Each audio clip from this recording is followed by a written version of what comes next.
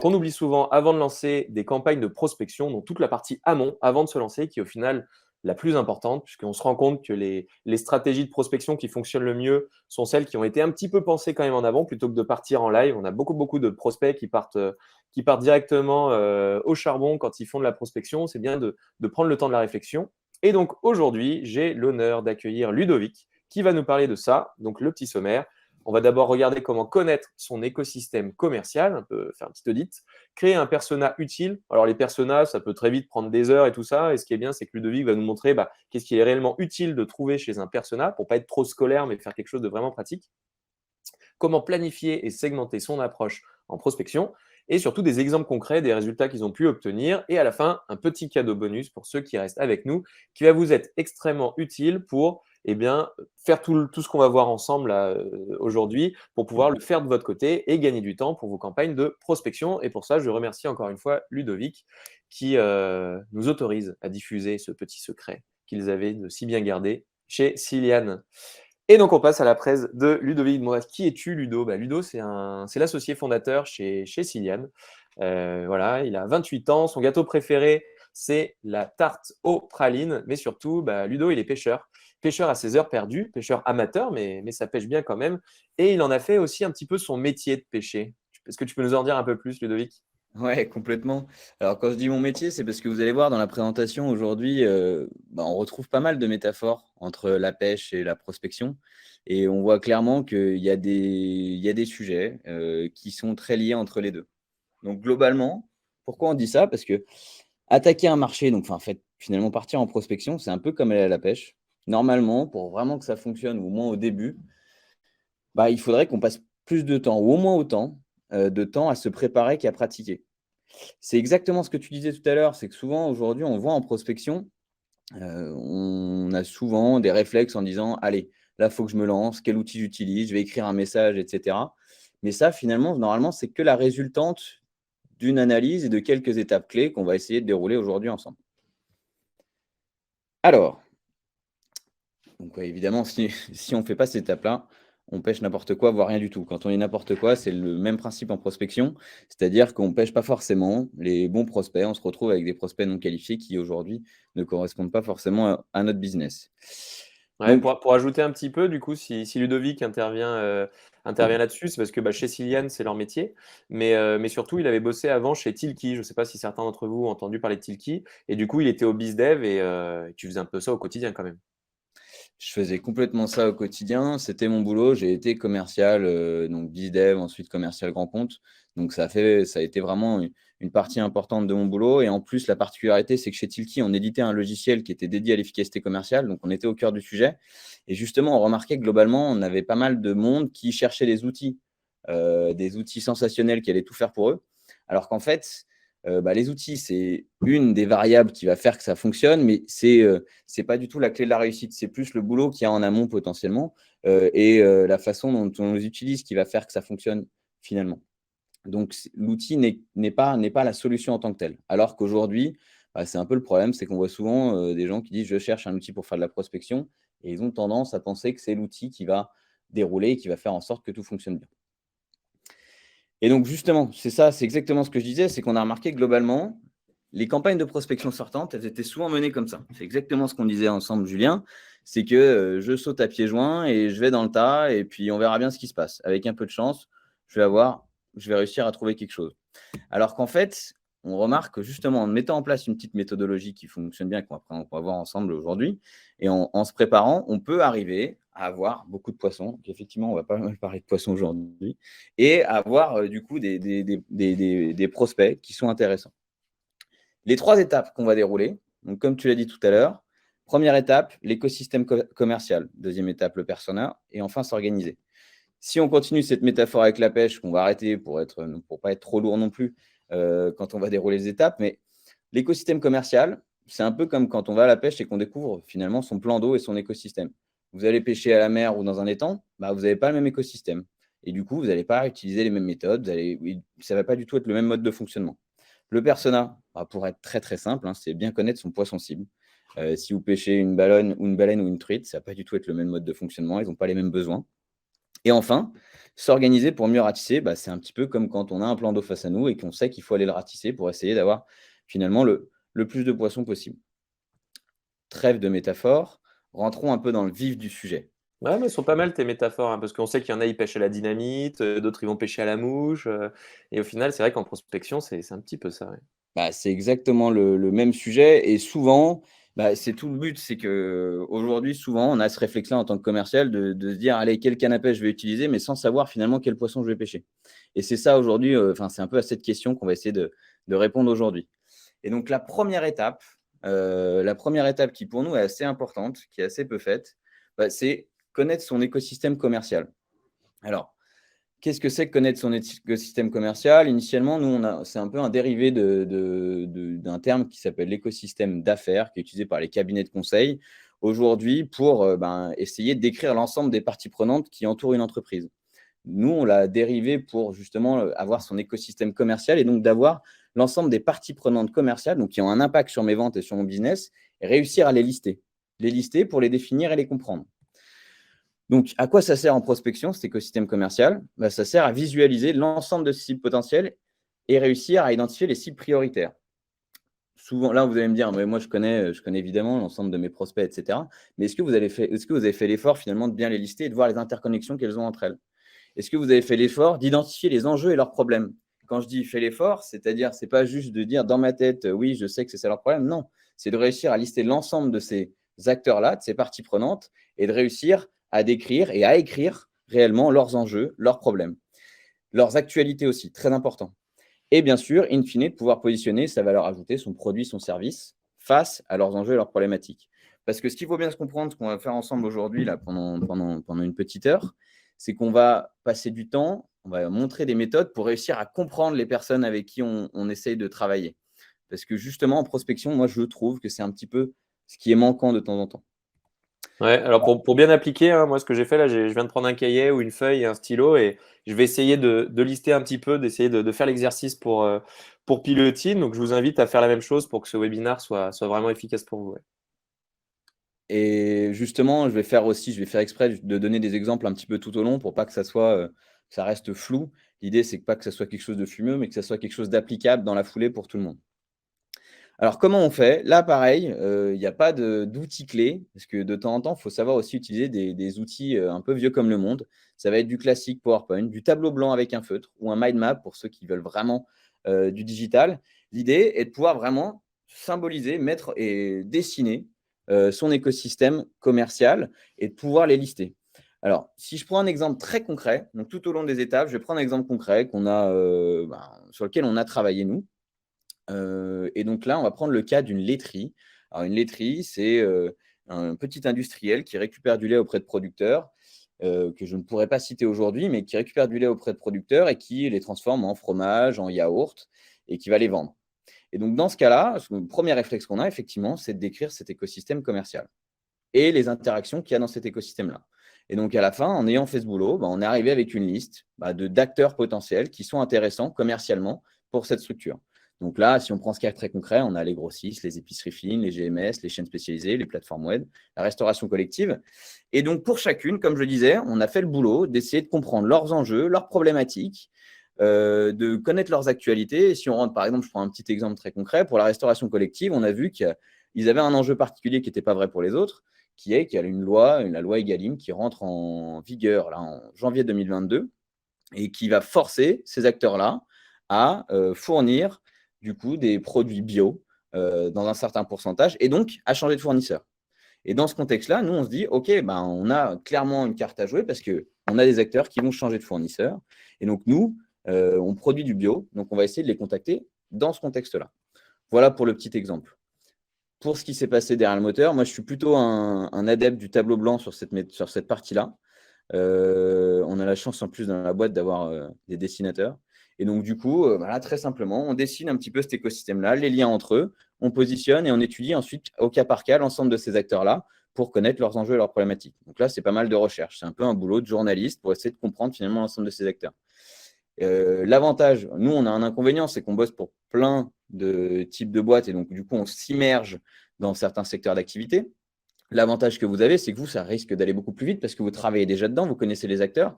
Et donc, du coup, cette étape-là, finalement, c'est qu'un listing et une mise à plat de vos connaissances, plus quelques recherches pour bien connaître les actualités. Maintenant qu'on a passé cette première étape, donc on a listé l'ensemble des acteurs, on a vu les acteurs commerciaux qui avaient un impact sur notre business. Alors, quand je dis acteurs commerciaux, j'ai oublié de préciser quelque chose. Ça peut être les acteurs directs comme indirects, parce que de temps en temps, on voit très bien que dans ces acteurs commerciaux, on peut avoir de potentielles parties prenantes qui peuvent être des revendeurs de notre produit. Ils ont un impact sur notre business. Mais à partir du moment où on a fait ça, l'étape d'après, c'est de comprendre les personnes à qui on va s'adresser. Parce que ce qu'il faut bien se dire, c'est qu'on ne va pas parler à une entreprise, mais on va parler à des personnes. On va essayer de rentrer en contact, de prendre rendez-vous avec des personnes. Et ça, c'est aussi quelque chose qui est vraiment très important dans prospection, c'est qu'il faut bien se dire que la personne qu'on a en face, initialement, elle ne nous connaît pas. Objectivement, elle s'en fout initialement de nous. Et donc, pour réussir à attirer son attention, à ce qu'elle veuille bien nous donner un peu de son temps, et comme on sait tous, son temps, c'est de l'argent, eh ben, il faut on fasse l'effort, et c'est normal, qu'on fasse l'effort de comprendre ses problèmes, ses enjeux et de la connaître finalement. Et pour ça, il y a une technique qui existe qui s'appelle le persona. Pour la petite histoire, le persona, en fait, initialement, c'est un outil qui a été créé par des informaticiens qui développaient des applications. Je crois que c'était début des années 2000 ou fin du XXe siècle. Et il l'avait créé tout simplement parce qu'il créait des applications pour tout le monde. Mais il voyait qu'en créant des applications pour tout le monde, en fait, elles ne convenaient à personne. Et cette notion-là, elle a été récupérée ensuite par des adeptes du marketing pour créer du coup des groupes de personnes, bien comprendre leurs besoins pour ensuite leur proposer à travers des pubs ou des communications marketing le bon contenu et qui correspond finalement à leurs besoins et leurs problématiques. Donc, c'est devenu un outil marketing qui est beaucoup utilisé en inbound marketing, c'est-à-dire en démarche, toi ça te parle bien Julien, mais en démarche de marketing entrant. Mais aujourd'hui, c'est clairement un outil, et moi je le vois, qui est très, très, très intéressant dans une démarche de prospection sortante. Et généralement, nous, commerciaux, c'est quelque chose qu'on n'a pas le réflexe de faire, mais quand on voit justement, quand on l'applique, on voit vraiment que ça a des résultats. Alors, à quoi ça sert? Très clairement, je l'ai déjà dit, c'est comprendre les problèmes et le comportement de ses prospects. Et ça sert aussi, en plus de ça, quand on s'immerge justement dans le persona, ça nous permet aussi de trouver potentiellement des sources de données. C'est-à-dire, où est-ce que je vais trouver le bon contact qui correspond à ce persona? Comment on fait? Alors, il y a un premier point qui est aussi rien de révolutionnaire, mais le premier élément, comment on fait? C'est quand on a justement identifié l'ensemble de nos acteurs, on a déjà généralement, nous commerciaux, des clients. Et il y a un premier point qui peut être très, très intéressant à faire et qu'on fait assez peu généralement, mais c'est tout simplement d'appeler ses clients. Et donc de prendre le temps, de prendre les 4-5 clients, aujourd'hui qui nous paraissent être vraiment représentatifs des personnes types à qui on va s'adresser, et de les appeler et de leur poser des questions. Donc là, je découvre un petit peu le fameux petit cadeau dont tu parlais tout à l'heure, mais aujourd'hui, nous, on a fait une sorte de questionnaire alors qui doit être adapté. C'est rien d'extraordinaire, mais vous pouvez l'adapter pour chacun de vos business. Nous, à chaque fois qu'on travaille avec une entreprise, on rajoute des points, on en enlève en fonction du contexte de chacun. Et donc, du coup, on vient ensuite poser nos questions pour comprendre notre interlocuteur sur l'ensemble de nos clients. Et on liste tout ça. L'idée étant de pouvoir créer des petits groupes de personnes. Donc, on va le questionner sur ses enjeux, ses problématiques professionnelles, ses moteurs de motivation perso, ses centres d'intérêt. Mais ces centres d'intérêt, ça peut être potentiellement même, ça peut être le golf. Pourquoi je dis ça? Parce qu'il arrive que sur certains personas, on se dise: «Ah tiens, la plupart, là, je les vois, ils sont directeurs financiers, ils font tous du golf». Potentiellement, du coup, je peux me dire que, dans certaines associations, je peux trouver finalement, ça peut être les endroits où je vais les trouver. Je fais exprès d'extrapoler, mais c'est pas neutre comme question. On va aussi ensuite leur poser des questions par rapport à nous. Qu'est-ce qui les a fait acheter? Qu'est-ce qui fait qu'ils sont encore avec nous? Mais aussi, quelles sont les objections qui nous ont amenés un petit peu tout au long du process? Et donc, on s'intéresse à eux pour essayer de vraiment comprendre comment ils ont décidé, enfin, qui ils sont, quels sont leurs besoins et leurs enjeux et leurs problématiques surtout. Ça, c'est le premier point. L'autre point qui peut être ensuite pour avancer sur cette partie persona, quand on a des personas, donc là, on parle bien sûr en B2B. Quand on a un persona, imaginons, qui est directeur commercial, imaginons votre persona, c'est directeur commercial pour être directeur commercial chez un éditeur de logiciels, pardon. Bah, il y a un point qui peut être assez intéressant de regarder, c'est que vous allez sur Indeed et puis vous regardez justement les sociétés qui sont dans ce secteur-là et qui recrutent des directeurs commerciaux. Et là, vous allez avoir des infos assez intéressantes sur ce qu'elles leur demandent, enfin, ce que la hiérarchie demande à ces gens-là, et finalement, du coup, quels vont être les objectifs de ces fameux directeurs commerciaux. Et ça peut vous donner des super bonnes pistes pour la suite. Donc, bien sûr, il faut le noter, mais ça peut vous donner des super bonnes pistes pour la suite sur quelles sont leurs problématiques et leurs besoins au quotidien. Ensuite, on a un autre petit outil qu'on utilise assez fréquemment parce que généralement, aujourd'hui, on utilise, enfin, on récupère des informations de nos clients et on va sur Indeed, mais on a besoin d'avoir des informations un peu plus complémentaires qui ne vont pas forcément nous dire eux-mêmes. Et donc là, on a un outil qui est assez bluffant, qui s'appelle Crystal Knowles. Je ne sais pas si tu connais, Julien, d'ailleurs. Non, je connais pas. J'aurais des petits trucs pour compléter après dans les bonnes pratiques pour tester celle-ci, mais ça, là, je connais pas. Tu ne connais pas? Ben, on va le faire, le test sur toi. Le test sur Aïe, aïe, aïe. toi. Alors, c'est un outil qui est utile d'ailleurs pour créer son persona, mais quand on est commercial, qui peut être utile aussi dans la préparation d'un entretien de vente, hein.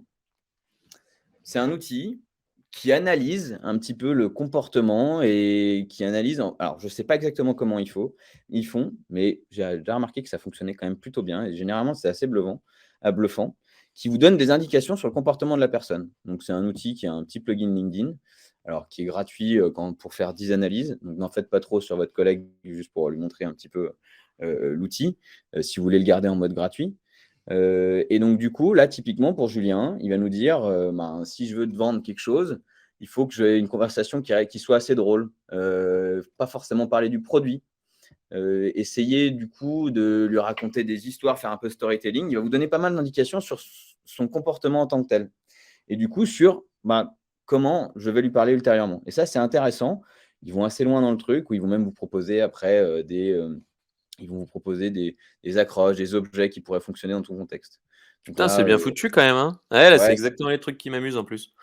Donc comme ben, quoi, ouais, ils sont fortiches. Et honnêtement, ça ressemble un peu à la méthode DISC que j'ai l'impression au-dessus là. Regarde, tu as le ouais, DISC. Tu sais si tu exactement, dominant, influent, stable ou consciencieux et exactement. effectivement, moi je suis plutôt, dans les I, hein. Mmh. Jaune, team jaune. Et honnêtement, moi, chaque fois que j'ai fait le test, ça a plutôt fonctionné. Alors bien sûr, il faut que ce soit quelqu'un qui soit sur LinkedIn. Donc si votre persona, malheureusement, c'est, par exemple, un dirigeant d'épicerie fine il y en a assez peu sur LinkedIn, bon, pas de bol. Mais sinon, si je vous invite à aller voir et honnêtement, à chaque fois que j'ai fait le test, ça fonctionne plutôt bien et comme je le disais, on peut l'utiliser autant pour créer son persona et noter des informations sur son comportement que, même dans la préparation. Vous avez un gros rendez-vous, vous dites: «Là, je vais voir un décisionnaire qui est important pour moi», vous pouvez, pour vous rassurer aussi, voir comment il «se comporte» entre guillemets, vous pouvez aller voir quelques infos là-dessus. Non, mais il est vraiment top cet outil, merci parce que c'est vrai que moi souvent je vais sur le profil LinkedIn de la personne, j'essaye de regarder un peu les posts qu'il fait, tout ça, mais là ça a l'air de vachement pré-mâché. Par exemple, je sais que s'il y en a un, il a déjà fait un Ironman ou un truc dans le genre, tu peux tourner toutes les conversations autour de ça, il va kiffer quoi, un truc de ouf. Donc du coup, ça vaut le coup de connaître un peu les petites passions ou autres, mais ça complète bien en ayant le profil de la personne, effectivement. Un consciencieux, faudrait être hyper rigoureux, machin. Un influent comme moi, voilà, il suffit d'être fun et de m'avoir dans la poche d'un point de vue émotionnel, j'ai envie de dire. Le truc, ça peut dérouler. Ouais, effectivement, pas mal, bel outil. C'est exactement ça et puis même après, ils vont aller un peu plus loin dans les do and don't, c'est-à-dire que ce qu'on peut faire avec toi, ce qu'on peut pas faire, alors toi, si on te met trop d'infos, techniques sur le sujet, ça va te Je, gonfler, je, enfin je bref, pars en courant, ouais. voilà, c'est ça. Ok. Donc j'invite à l'utiliser parce que du coup, dans le contexte de l'analyse du persona, si je reviens sur ma présentation, il donne pas mal d'infos qui sont assez intéressantes, et qui sont potentiellement un peu cachées. Et alors, quand on a fait toute cette analyse et qu'on a posé, sur un fichier Excel, un PowerPoint ou autre, enfin, on peut aller les récupérer et comme souvent les commerciaux, on est un peu flemmard, il y a un outil qui est assez bien, moi je trouve pour, synthétiser tout ça et avoir un document complet sur mon persona. C'est, HubSpot qui l'a développé parce qu'eux, ils sont très axés persona forcément et du coup, je vous donnerai le lien, je vais vous montrer un exemple juste après. Ça va vous faire une fiche et ça va vous poser des questions un petit peu type et vous aurez une fiche nickel, bien jolie pour avoir votre persona que vous pourrez accrocher derrière votre bureau pour toujours avoir en tête les problèmes et les besoins de votre persona. Je vais vous montrer juste après à quoi ça ressemble à la fin. Pour compléter un petit peu là sur les autres techniques qui existent. Donc on a mis dans le chat le lien vers Crystal. Donc c'est un plugin Chrome. Donc du coup il faut que vous ayez Google Chrome pour pouvoir le télécharger, ce qui vous permet après sur LinkedIn de faire l'export et d'avoir toutes les infos. Et tu disais c'est 10 profils par mois, c'est ça en version gratuite? Alors, je crois qu'il y a 10 profils initiales et je ne crois Ah, pas que 10 ça soit profils par à vie. mois. Ah ok. Ouais, Et et après il faut donc payer. effectivement, si vraiment vous êtes devenu fan et au bout d'un moment, il faut payer. Ouais. Nous, on l'utilise assez fréquemment, donc Bon, donc forcément, si on passe par vos services, tout ça, vous l'utiliserez, donc vous serez hyper pertinent, quoi. Et, exactement. en autre technique, j'ai noté, donc la gratos, on a, en allant sur Amazon, vous regardez les bouquins en lien avec votre secteur. Par exemple, si vous cherchez nous on fait du site WordPress par exemple, et vous allez voir tous les avis que les gens ont mis sur les bouquins. Et comme ça, vous allez voir les trucs qui embêtent les gens, leurs pain points, ce qu'on appelle les points de douleur. Parce que les gens souvent ils vont défoncer les auteurs en disant ah ouais mais dans ce bouquin ils parlent pas assez de ci de ça, et vous allez pouvoir voir aussi ce qui embête les gens juste en regardant les avis, souvent les avis négatifs de ces livres, mais dans les avis positifs, on apprend aussi ce que les gens ont bien apprécié dans les livres. Donc comme ça, vous voyez un peu plus leur centre d'intérêt. Et un dernier qui est un peu plus terre à terre. Donc tu citais le téléphone, mais de faire un peu ce qu'on appelle des focus group. Vous allez inviter vos clients chez vous, pas plusieurs clients en même temps, afin qu'ils se rencontrent tout ça, de créer des échanges. Donc d'un point de vue humain, c'est super pour régulièrement pouvoir les mettre au cœur de vos problématiques et de leur poser des questions et de pouvoir créer avec eux, par exemple, vos futurs produits, vos futurs votre future stratégie de communication. Et ça, par exemple, chez Pilotine, on va le mettre en place prochainement en créant des petits groupes de clients par centre d'intérêt afin d'aller un peu plus loin sur leur problématique. Très intéressant, le petit tips des livres, je ne le connaissais Ouais, pas. ouais, les Donc, livres sur Amazon, et tu regardes les avis, et quand il y a un livre qui a mal fait son taf, les gens ils les défoncent en disant ouais mais t'as pas assez parlé de ci ou de ça. Moi ce qui m'intéressait c'était plutôt la stratégie que la technique, et que du coup je dis ah ça c'est des gens ils veulent plutôt parler de la stratégie avant de parler de la technique par exemple. ouais, bah, écoute, ça, du coup, je pense qu'on va le tester de notre côté, aller voir un petit peu ce que ça donne. Bon, petite synthèse, du coup, vraiment pour revenir sur la partie persona, aujourd'hui, vraiment l'objectif quand on crée un persona, c'est réussir à comprendre ses enjeux, ses envies, ses problèmes, ses objectifs. Et donc vraiment s'immerger à sa place pour s'adresser du coup à avoir un petit groupe de personnes avec un objectif qui est forcément de faire mouche. Euh, L'approche ensuite qu'on pourra lui proposer, du coup, grâce à ça, en ayant posé ses enjeux, ses problèmes et ses objectifs, ben, on saura du coup lui apporter des réponses à ses problèmes ou l'aider à atteindre ses objectifs, puisqu'on aura réussi à les comprendre. Parce que pour revenir un petit peu au problème de base, c'est quand on se lance en prospection, généralement, on ne se pose pas assez ces questions-là. Et du coup, on a tendance à étaler sa sauce en disant, bah voilà, nous, on a un super produit qui fait ci, ça. Et en fait, on lui met plein de valeurs ajoutées de notre produit ou de notre service en avant, sauf que ce n'est pas forcément ou celui qui répond à son problème. Donc, du coup, on étale la sauce et il n'y a rien de pire que cette sensation de vendre un truc où on étale une sauce. Aujourd'hui, justement, c'est vraiment ce qu'il faut essayer d'éviter de faire. Et quand on a bien compris son problème, ben, on peut non pas forcément parler même de notre produit, mais vraiment parler de son problème. Et si on prend un exemple très concret, si on continue notre cas de notre laiterie, si on prend, nous, on avait fait du coup l'étude du persona sur le dirigeant ou propriétaire de grandes surfaces indépendants. Donc, en gros, c'est celui qui gère un Intermarché ou un Leclerc. C'est pour ça que j'ai mis une super photo de notre ami monsieur Leclerc. Et donc, du coup, si je prends à quoi ça ressemble justement matérialisé sur HubSpot, comme je vous le disais tout à l'heure, je l'ai passé dans HubSpot. Il me pose des questions types. Après, moi, je peux rajouter des informations que j'aurais récupérées par ailleurs chez mes clients que j'ai interrogés, etc. Et très rapidement, j'ai mon petit outil, j'ai mon outil qui me met en avant, du coup. Là, je l'ai appelé Norbert, directeur de supermarché. Il est entre 45 et 54 ans en moyenne. Voilà le type de diplôme, les réseaux sociaux qui l'intéressent. Ensuite, on va mettre en avant ses responsabilités, ses indicateurs de performance à lui. Et lui, généralement, eux, ce qu'ils regardent, c'est le chiffre d'affaires moyen par mètre carré.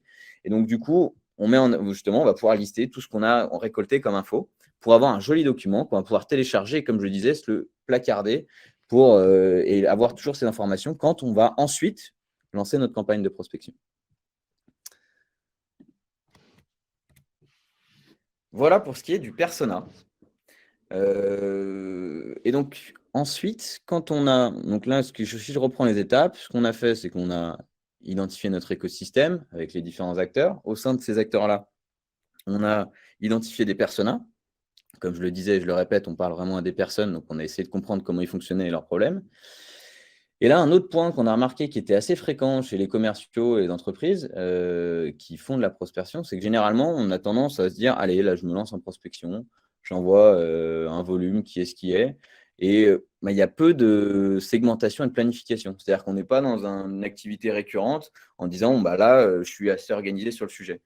Alors, il y en a qui le sont, hein, bien sûr, évidemment, mais souvent, c'était un point qui était, on va dire, qui revenait chez les commerciaux avec lesquels on bossait. Ils lançaient des campagnes un peu quand ils voulaient, etc. Donc, nous, aujourd'hui, ce qu'on essaye de faire, c'est qu'on essaye de segmenter à chaque fois et d'organiser un petit peu notre prospection, parce que grâce à l'analyse qu'on a faite avant, on est capable de le faire. Parce qu'on a l'ensemble de nos acteurs, on a l'ensemble de nos personas qu'on a listés dans ces acteurs-là. Et en face de ça, du coup, on va pouvoir se dire, allez, je vais faire une campagne. Et donc, pour chaque campagne, on va essayer d'en planifier, par exemple, une par semaine sur un mois.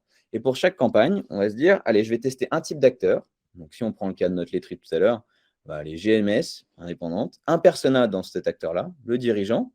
Et du coup, dans ma campagne, je vais répondre à une problématique que j'ai identifiée parce que je sais que nous, on est vraiment bon là-dedans. Et je vais le mettre en avant dans mon message. Et je vais mettre un petit peu en avant notre valeur ajoutée par rapport à ça. Et ça, du coup, on va essayer de segmenter comme ça pour lister l'ensemble de nos campagnes. À quoi ça sert de faire ça? Ça sert à une première chose qui est de bien gérer les flux. Parce que souvent, ce qu'on remarque, alors quand ça fonctionne, bien évidemment, de temps en temps, si on envoie tout d'un coup et qu'on ne segmente pas, potentiellement, on a plein de prospects, ce que je souhaite à tout le monde, mais derrière, on ne les gère pas très bien. Et donc, en segmentant un peu mieux, on a un volume qui est bien géré et qui, finalement, qui est lissé dans le temps. Et l'autre point qui est encore plus important, c'est que surtout, ça va nous permettre de tester des petits volumes sur des acteurs en particulier et des personas en particulier, et du coup, pouvoir comparer les résultats. Là, on voit que ça fonctionne très vite. Là, on voit que ça ne fonctionne pas.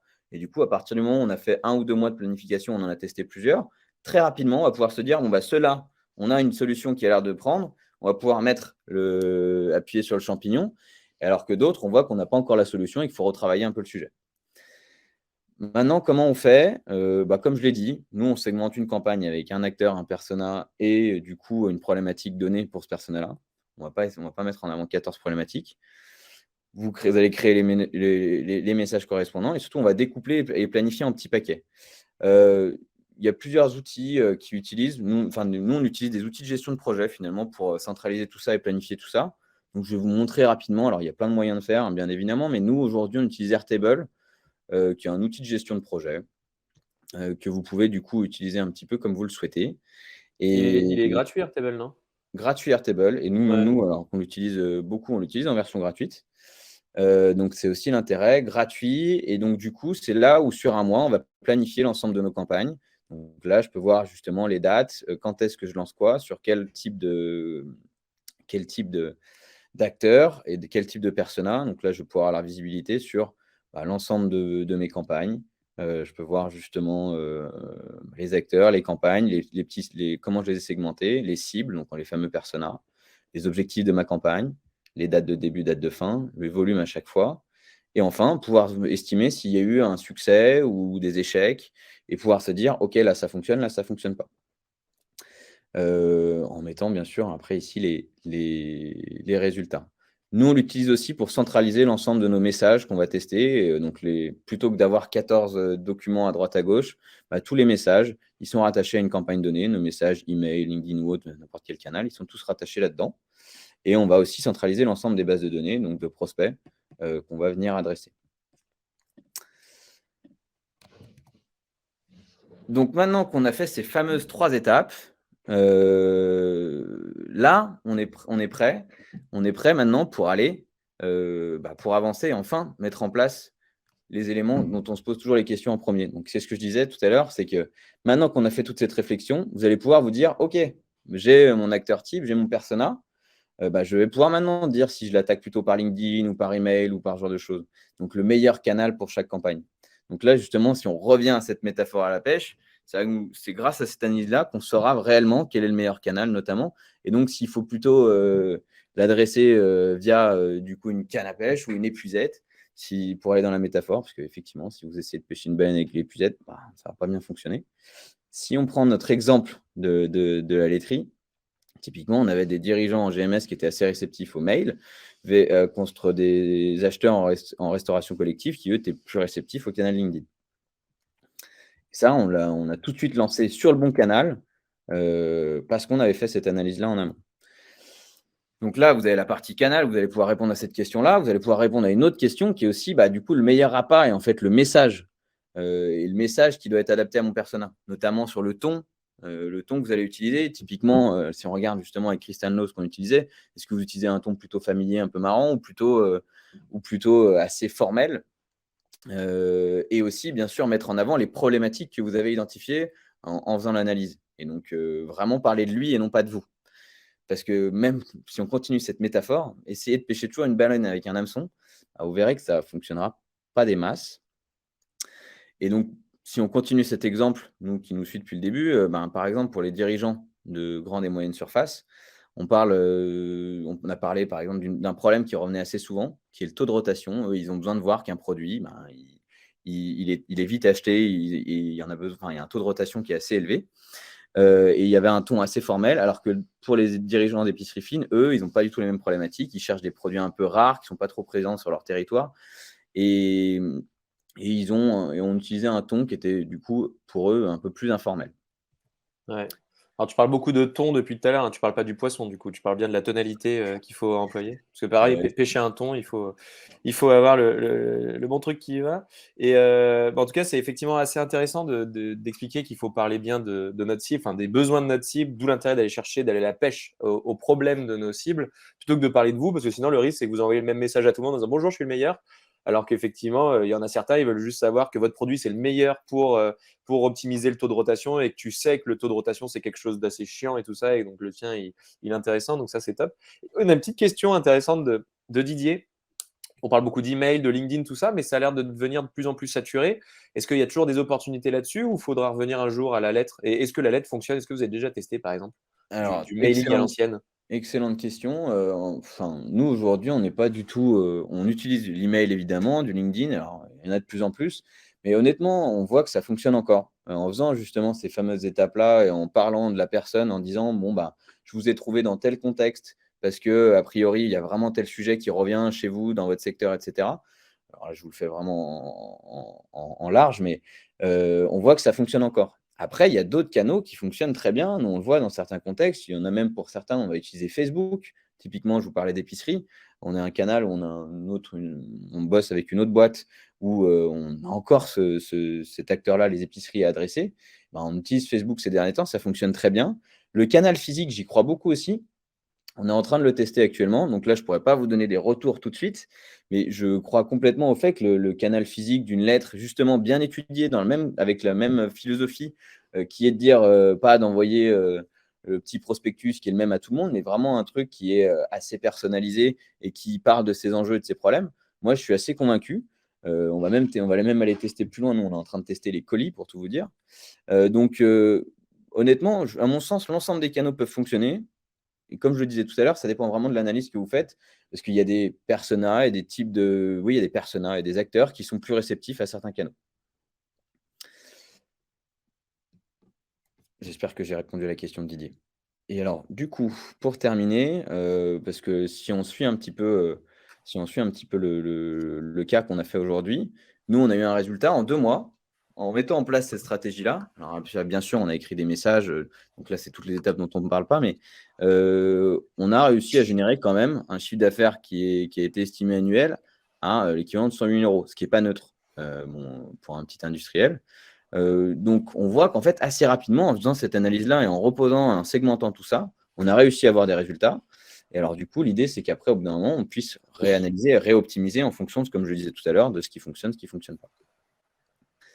Et surtout, et c'est vraiment le point, c'est qu'à la fin de ces 2 mois, on avait des certitudes sur là, c'est vraiment, j'en reviens un petit peu, peut-être que je me répète et je m'en excuse, mais sur les fameuses riches en poissons. Donc là, on a vu qu'il y avait les GMS chez eux, ça a vraiment très bien fonctionné. Donc on savait qu'on allait pouvoir carburer là-dessus. On savait quel persona était très réceptif, quels canaux fonctionnaient et quels étaient les messages qui fonctionnaient le mieux sur certains personas. Et on savait là où on devait bosser pour être encore plus efficace.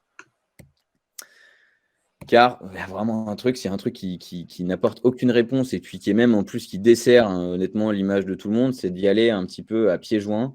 Et on le voit aujourd'hui, on en a marre de recevoir des messages un peu tout bêtes, coucou, c'est nous, enfin, c'est nous, on vend ça, est-ce que ça vous intéresse? Et bah, honnêtement, comme le disait tout à l'heure Didier, c'est de plus en plus utilisé et je pense que la clé, c'est vraiment de s'intéresser à la personne à qui on souhaite travailler bah, pour qu'elle le ressente et qu'elle soit capable de nous écouter. Ouais. D'ailleurs, il y a un très bon indicateur pour repérer les campagnes qu'il faut surtout pas faire. Dès que vous recevez quelque chose dans votre email, par courrier ou sur LinkedIn ou sur Facebook ou je sais pas quoi, et vous dites oh là là, encore un, ne soyez pas cet encore un là. Essayez Ouais. vous-même de faire preuve un peu d'essayer de vous mettre à la place de votre prospect. Donc, si vous recevez des trucs, vous dites surtout pas ça, il est chiant celui-là, ça fait 4 fois qu'il y en a un qui m'envoie ça. Ben voilà, faut juste pas faire la même chose, quoi. Donc, soyez un peu plus pertinent et performant. Ouais. Écoute, de mon côté, j'ai fait On est les pas 3 mal, hein. étapes qui me paraissent. J'aime bien faire moins quand même de 45 minutes, sinon après on s'endort. En tout cas, merci beaucoup Ludovic pour cette présentation. Bah voilà, j'ai plus qu'à vous souhaiter à tous une excellente journée. Merci Ludo et à la Bah, prochaine. merci à tous. Allez, bonne À journée. plus. Ciao. Ciao.